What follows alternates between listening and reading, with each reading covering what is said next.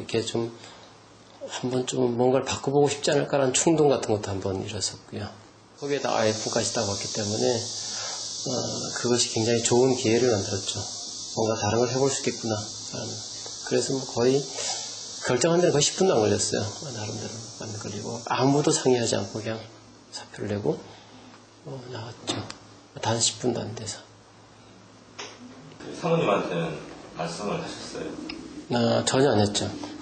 전혀 안 하고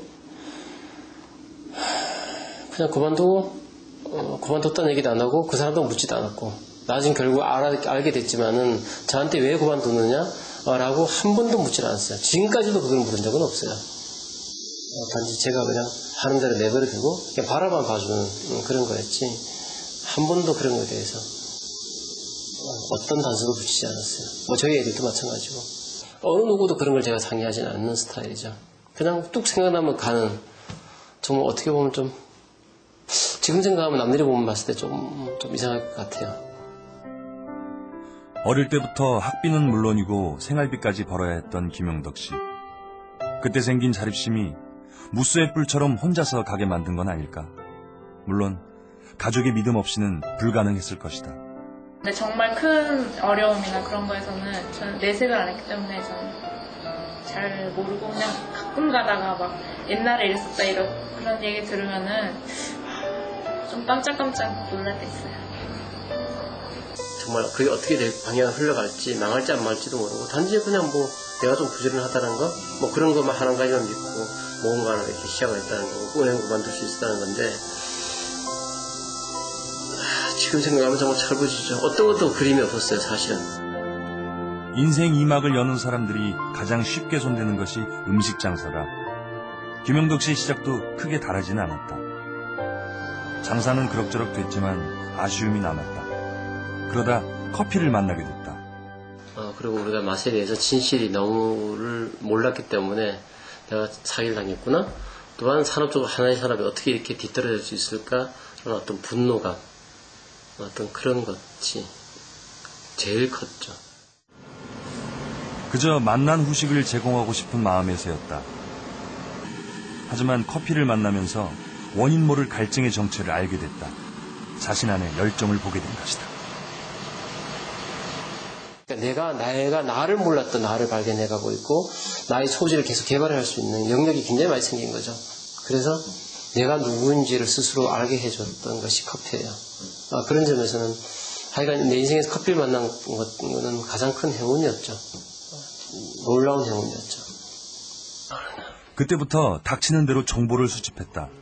정보와 자료가 턱없이 부족해서 몇 안 되는 번역서와 원서를 달달 외우다시피 했다고 한다. 이런 책들을 보면 이제 난 몰라가지고 초기에는 거의 이제 이런 책을 봤어요. 이제 뭐 이제 사실 이게 이게 지금으로 보면 너무 오류가 많은 책이에요.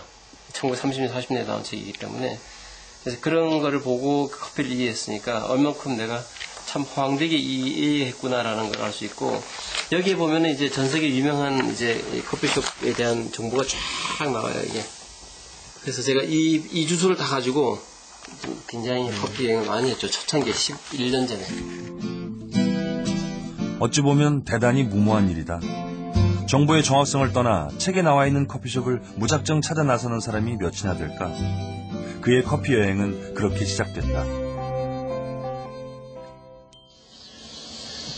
커피라는 음료는 도시적인 이미지를 가지고 있다. 하지만 김용덕 씨는 대도시가 아닌 강릉 외진 곳에 주춧돌을 얹었다.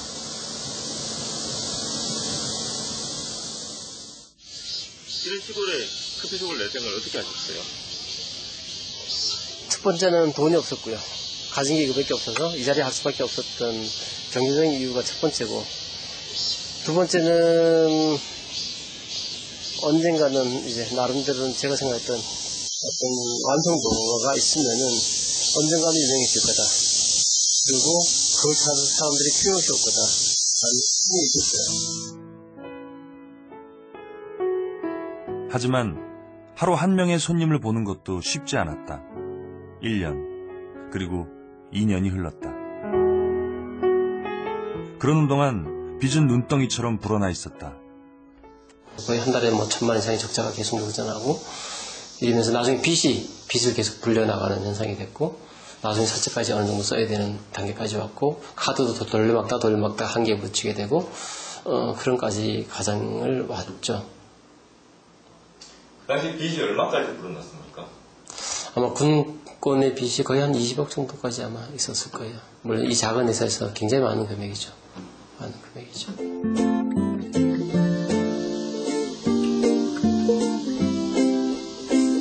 호재와 악재는 겹치기 마련인가 보다. 빚이 정점을 찍을 당시 서서히 입소문이 나기 시작한 것이다. 빚독촉이 원망스러울 수밖에 없었다.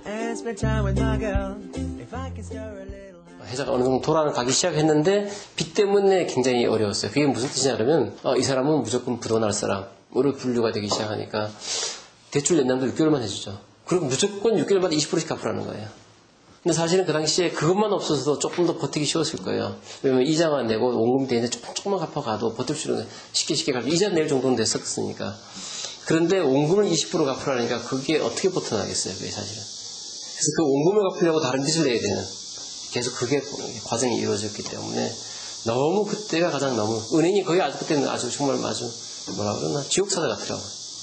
어쨌든 뭐 최악의 상태는 죽을 수도 있겠구나 라는 생각도 솔직히 한두 번은 했죠.